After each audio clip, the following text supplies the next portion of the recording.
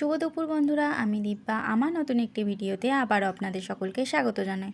তো চলুন একঘেয়েমি পটলের তরকারি না করে আজ একটু অন্যভাবে পটল বাহার বানাই। পটলগুলোকে আমি কেটে দুটো মুখ একটু একটু করে চিড়ে নিয়েছিলাম। তারপর পটলগুলোকে ধুয়ে নুন হলুদ মাখিয়ে রেখেছিলাম। কড়াইতে তেল গরম করে পটলগুলোকে দিয়ে হালকা আঁচে ঢাকা দিয়ে সিদ্ধ হওয়া পর্যন্ত লাল লাল করে ভেজে নেব।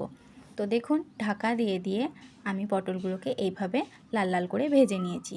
তো পটলগুলোকে এবার আমি আস্তে আস্তে একটা একটা করে তুলে নেব।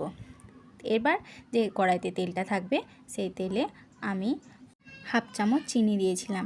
এবার চিনিটা লাল হয়ে ওপর দিকে উঠে এলে তাতে আমি একটা তেজপাতা, একটা শুকনো লঙ্কা আর সামান্য কিছুটা পাঁচফোড়ন করে নিয়েছিলাম। তারপর দিয়ে দিয়েছিলাম একটা মিডিয়াম সাইজের পেঁয়াজ কুচি। পেঁয়াজটা লাল লাল করে ভাজা হয়ে আসলে আমি এতে দিয়ে দেব পেঁয়াজ বাটা। একটা মিডিয়াম সাইজের পেঁয়াজকে আমি বেটে নিয়েছিলাম শিলনোড়াতে। সেই পেঁয়াজ বাটাটা দিয়ে একটু নাড়াচাড়া করে নিলাম। তারপরে দিয়ে দিয়েছিলাম আমি 1 চামচ আদা আর 1 চামচ রসুন বাটা। সেটাকে দিয়ে ভালো করে নাড়াচাড়া করে নিলাম। তারপরে দিয়ে দিয়েছিলাম আমি লঙ্কার গুঁড়ো, কাশ্মীরি লঙ্কার গুঁড়ো আর কিছুটা হলুদ দিয়ে ভালো করে মশলাটাকে কষিয়ে নিলাম। তারপরে দিয়ে দিয়েছিলাম হাফ চামচ মিট মশলার গুঁড়ো দিয়ে মশলাটাকে আমি ভালো করে কষিয়ে নিচ্ছি। তারপরে এতে আমি দিয়ে দেব পরিমাণ মতো নুন। যেহেতু আমি পটলে লবণ হলুদ মাখিয়ে ভেজেছিলাম, তো সেই কারণে পরিমাণ মতো নুনটা আমি মশলার জন্য দিলাম।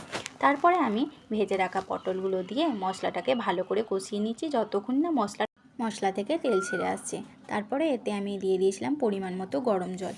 এই রান্নাতে আপনারা গরম জল ব্যবহার করবেন যাতে স্বাদটা নষ্ট না হয়। তারপরে দেখুন মশলাটা এখানে ফুটে আসার পরে আমি এখানে ভাজা জিরে আর ধনের গুঁড়োটা দিয়ে দিলাম। তো এখানে আমি প্রথমে জিরে আর ধনেটাকে শুকনো খোলায় ভেজে গুঁড়িয়ে রেখেছিলাম, সেটা আর আপনাদের দেখানো হয়নি, সেটাই আমি দিয়ে দিলাম। তো দেখুন এখানে আমার পটল বাহারের রঙটা কেমন হয়েছে। তো পটল বাহারটা এখানে আমার প্রায় রেডি হয়ে গেছে। এবার আমি গ্যাসটা বন্ধ করে দেব। তো চলুন বন্ধুরা, আমার পটল বাহার রেসিপি রেডি। তো আপনাদের যদি ভালো লেগে থাকে অবশ্যই ফেসবুক পেজ থেকে হলে ফলো করে দেবেন আর ইউটিউব থেকে হলে সাবস্ক্রাইব করে দেবেন আর অবশ্যই একটা লাইক, কমেন্ট ও শেয়ার করে দেবেন। তো চলুন, ধন্যবাদ।